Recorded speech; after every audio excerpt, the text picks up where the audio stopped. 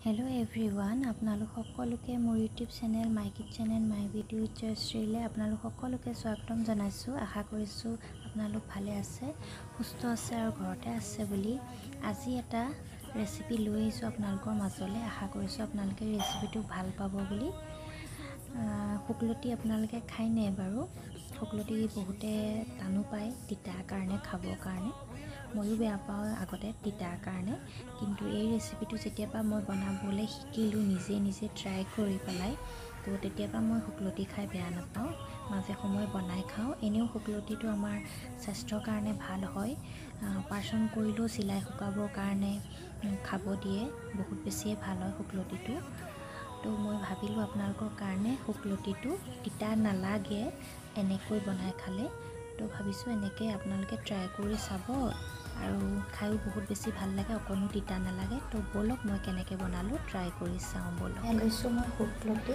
এই আছে শুকলতি পাত হয় এইখিনি মই ভালকৈ চাফাকৈ ধুই ল'লোঁ তাৰপিছত এতিয়া মিহি কৰি কাটি লওঁ আমি শুকলতিখিনি তাৰপিছতে মই লৈছোঁ কঁঠাল গুটি কেইটামান তাৰপাছতে নহৰু দুটা লৈছোঁ ভালকৈ ধুই চাফাকৈ ল'লোঁ আৰু কেইটামান এনেকৈ লৈছোঁ বিলাহী দুটা সৰুকৈ কাটি লৈছোঁ আলু দুটা সৰুকৈ কাটি ল'লোঁ আৰু ডাঙৰ পিঁয়াজ এটা কাটি লৈছোঁ এইখিনি আমাক লাগিব এতিয়া কেৰাহী এখন গেছত পাতি লৈছোঁ ইয়াতে মিঠাতেল দিছোঁ অকণমান সৰহকৈ দিছোঁ এতিয়া তেলটো পকিবৰ কাৰণে দিছোঁ নহৰু এনেকৈ কাটি ল'লোঁ কেইটামান এতিয়া আমি ইয়াতে নহৰু দি দিম নহৰুটো খুব জ্বলিব দিব লাগিব অলপ মানে কোলা হ'ব যে ভালকৈ জ্বলিব দিব লাগিব ইয়াতে মই কাটি লোৱা পিঁয়াজ এটা দি দিছোঁ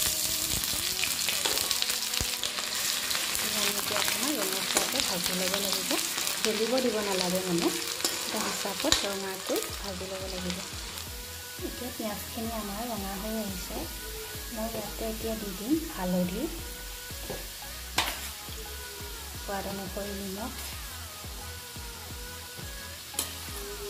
নিমখটো অকণ চাই চিতি দিব খালি দেই নহ'লে মানে কি হয় শাক যিহেতু নিমখটো অলপ হিচাপত দিব লাগে নহ'লে চোকা হয় এতিয়া এইখিনিতে মই দি দিম শুকলতিখিনি এয়া মই কাটি লৈছিলোঁ কাটি পেলাই অকণমান হাতেৰে মোহাৰি দিছিলোঁ এতিয়া এইখিনি ইয়াতে দি দিম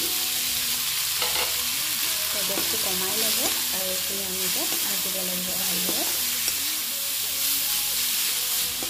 আপোনালোকে টাইমটো ভালকৈ ছেট কৰি ল'ব পূৰা আধা ঘণ্টা আমি এইখিনি একদম ল' কৰি গেছটো ভাজিব লাগিব তেতিয়াহে ইয়াৰ তিতা ভাৱটো যাব শুকলতিৰ তো এতিয়া মই এখন ঢাকনখন দি দিছোঁ অকণমান মাজে মাজে লৰাই থাকিম কিন্তু আমি আধা ঘণ্টা এনেকৈ গেছটো কমাই ভাজি থাকিব লাগিব জ্বলিব দিব নালাগিব এতিয়া মই ঢাকনখন আঁতৰাই লৈছোঁ আৰু অকণমান লৰাই দিম এতিয়া মই কাটি লোৱা আলু দুটা দি দিছোঁ আলুটো অপচনেল হয় যদি ডায়েবেটিছ থকা মানুহে খায় তেতিয়া আলুটো নিদিব আৰু ইয়াৰ কঁঠাল গুটি 6-7টামান হ'ব দি দিছোঁ অকল কঁঠাল গুটি দি বনাওঁ বুলিলেও বনাব পাৰে নতুবা আলু দি বনাওঁ বুলিলেও বনাব পাৰে ডায়েবেটিছ কিবা এটা মানুহে থাকিলে তেতিয়া আলুটো বইল কৰি পেলাই পানীটো পেলাই সেইটো আলু দিব বা নিদিলেও কথা নাই এতিয়া আমি কম গেছত এনেদৰে আধা ঘণ্টালৈকে ভাজি থাকিম টাইমটো খালি চাই ল'ব ভালদৰে ল'ব আৰু মই যেনেদৰে বনাম তেতিয়াহে আপোনালোকে সেই টেষ্টটো পাব তো এতিয়া আমি গেছটো কমাই পেলাই এনেকৈ আধা ঘণ্টা ভাজি থাকিব লাগিব এয়া মই ৰৌ মাছ লৈছোঁ চাই লওক 2টা ৰৌ মাছ লৈছোঁ আৰু মাথা 3 পিচ লৈছোঁ মাছ 2 পিচ লৈছোঁ এতিয়া মই ইয়াতে দি ল'ম এই নিমখ আৰু মই ইয়াতে অকণমান ৰিফাইন সানি ল'ম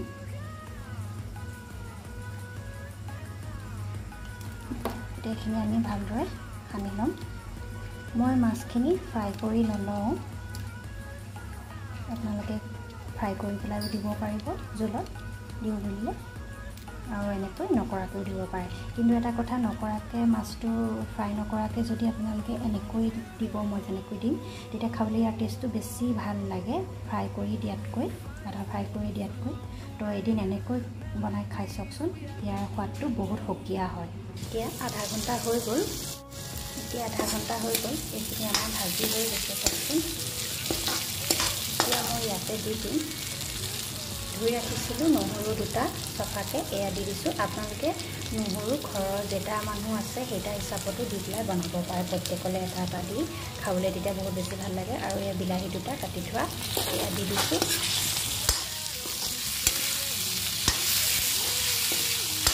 আৰু এতিয়া লগতে মাছ কুটিছোঁ দি দিছোঁ মই। নিমখ হালধি মই আগতে দি দিছোঁ, এতিয়া আকৌ দিব নালাগে। আৰু জলকীয়া মই ইয়াত নিদিওঁ, আপোনালোকে খাই ভাল পালে এটা কেঁচা জলকীয়া দিব পাৰে, কিন্তু এয়া মই চবেই খাব পৰাকৈ বনাইছোঁ। বিশেষকৈ বেমাৰী মানুহে বা বেমাৰ হৈ থকা মানুহসকলে আৰু আপোনাৰ অপাৰেশ্যন কৰি অহাৰ পাছত ৰুটিটো খালে এনেকৈ যেতিয়া জেগাবোৰ ভালকৈ শুকায় বুলি কয় চিলাইবিলাক, তো আপোনালোকে এনেকৈ খাব পাৰে, সোনকালে শুকায় তেতিয়া। আৰু যিসকলে শুকলতিটো খাই তিতা পায়, এনেদৰে বনাই খাই চাবচোন, আপোনালোকে কেতিয়াও তিতা নাপায়। বেয়া পোৱা সকলোৱে চেলেকি খাব, বহুত বেছি ভাল পাব। তো এতিয়া এনেকৈ আমি 2 মিনিট ৰাখিম। এতিয়া 2 মিনিট হৈ গ'ল, এইখিনি ভাজি লোৱা অকণমান। এতিয়া মই পানী গৰম কৰি লৈছিলোঁ, এতিয়া সেই উতলা পানীখিনি আমি দি দিম ইয়াতে।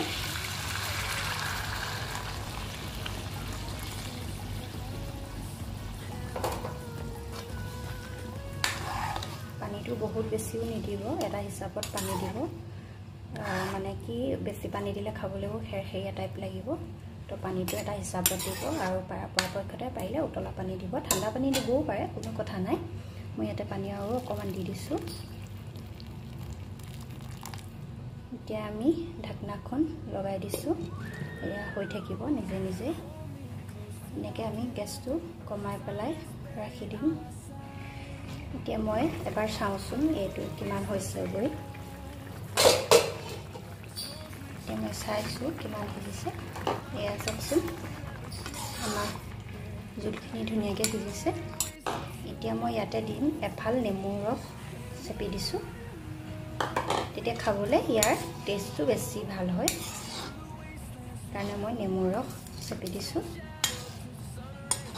এনেকৈ আপোনালোকে এদিন ট্ৰাই কৰি চাবচোন, খাবলৈ বহুত বেছি ভাল হয়।